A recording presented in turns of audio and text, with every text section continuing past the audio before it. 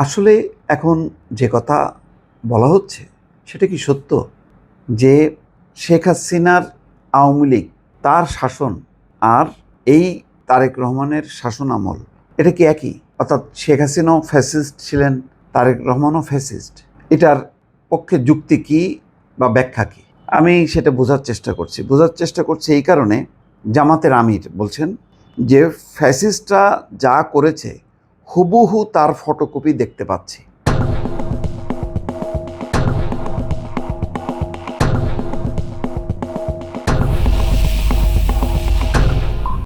আমরা বিগত সময়ের মধ্যে যদি দেখি যে আওয়ামী লীগ আমলে তো আওয়ামী লীগ একাই ছিল, পার্লামেন্টে, সরকারে, সবখানে।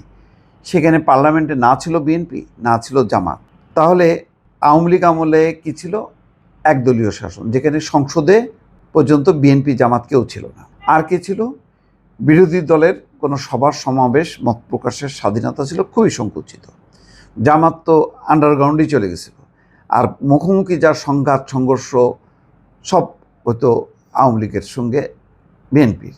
নেতাকর্মী সমানে গ্রেপ্তার, গুম, খুন, মামলা, মির্জা ফখরুল ইসলাম আলমগীর থেকে শুরু করে এমন কোনো নেতা নেই যাদের বিরুদ্ধে মিনিমাম 40-50টা করে মামলা নেই। তাহলে এই আমলে আমরা 5 মাসে আমরা কি দেখতে পাচ্ছি? 5 মাসে একটা পার্লামেন্ট আছে, সেই পার্লামেন্টে ডাক্তার শফিকুর রহমান, যিনি নিজে বলছেন যে আমরা তো নতুন কিছুই দেখতে পাচ্ছি না। তখনকার ফ্যাসিস্টরা যা করেছে হুবহু তার একটা ফটোকপি আমরা আপনার মধ্যে দেখতে পাচ্ছি। কারণ তারেক রহমানকে উদ্দেশ্য করেই বলছে। তাহলে মিলল কীভাবে? কোন দিক থেকে মেলে? জামাত ইসলাম বিরোধী দল হিসাবে এর এত বড় সংখ্যায় আছে, এটা কি কখন আগে ছিল? ছিল না। বিএনপি 208টা আসন নিয়ে আছে, অতীতে কি ছিল? অতীতের হিসাব বলে ছিল, আরও বেশি ছিল, 230টা বা 40টা ছিল তারা 2001-এর নির্বাচনে। তাহলে বিএনপিটা দেখা যাচ্ছে একই অবস্থায় আছে, কিন্তু জামাত কখনো এত সংখ্যায় ছিল না। জামাতের আমিরের বিরুদ্ধে, জামাতের অন্য নেতাদের বিরুদ্ধে গত 5 মাসে কয়টা মামলা হয়েছে? একটাও হয়নি। কয়টা স্থানে জামাতের সভা সমাবেশ করতে দেয়নি? এখন আমার চোখে পড়ে না, বা এরকম কোনো খবরও প্রকাশ হয়নি।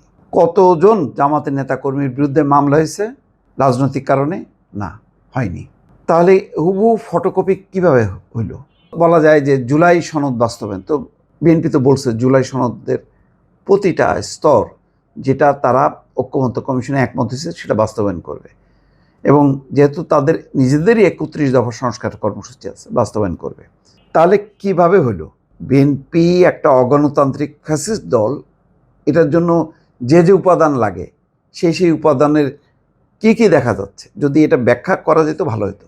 ফ্যাসিস্টদের চরিত্র কি হয়? যে একতরফা শাসন, একদলীয় শাসন, কোনো বিরোধী দল নেই, মত নেই, কারো কোনো অধিকার নেই, সমস্ত অধিকার হচ্ছে শাসক দলের। এটাই হচ্ছে ফ্যাসিস্ট। তো সেটা কি এখন চলছে? এটার উত্তর কি? এটা একটু আসলে বিস্তারিত বুঝতে চাই। দর্শক, আপনাদের কাছ থেকে সহযোগিতা চাই, আপনারা একটু মতামত দিন।